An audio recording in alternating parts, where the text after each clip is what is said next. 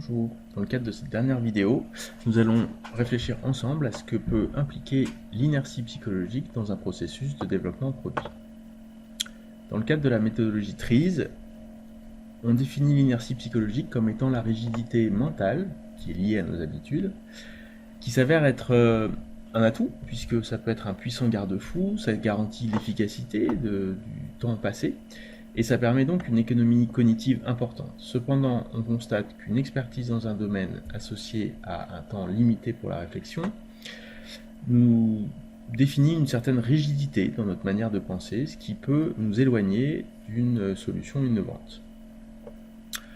On dit donc que l'inertie psychologique, c'est le principal frein à la créativité des individus. Et pour contrer cette inertie psychologique, la méthodologie TRIZ propose plusieurs points.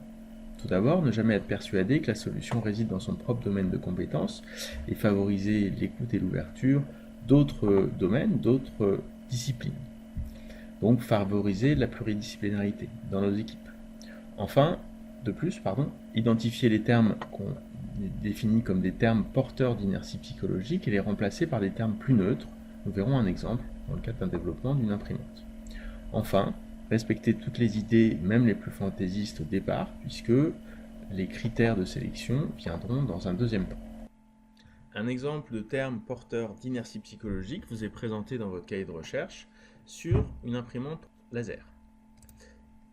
Dans le cadre d'un développement d'une imprimante laser, on vous propose une réflexion par rapport au développement de cet élément-là, rouleau électrostatique. L'imprimante laser fonctionne avec le principe suivant. Le laser charge positivement certains points du rouleau électrostatique qui est chargé négativement. Ces points chargés positivement vont donc attirer ici soit à l'aide d'un film de développement plat, soit à l'aide d'un film de développement sous forme cylindrique, l'encre qui sort du toner. Cette encre ici va donc être amenée jusqu'au papier pour que l'impression se fasse.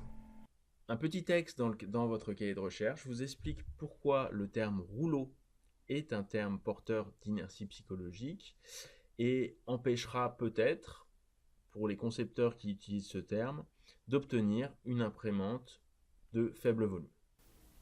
Enfin, un petit exercice pour vous montrer comme il est parfois difficile de sortir du cadre, ou en anglais think out of the box, vous est proposé.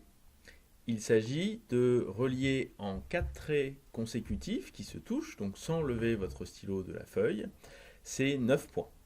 Vous n'avez donc que 4 segments disponibles pour relier ces 9 points. À vous de jouer pour cet exercice et rappelez-vous l'esprit dans lequel il faut venir pour la prochaine séance. À bientôt.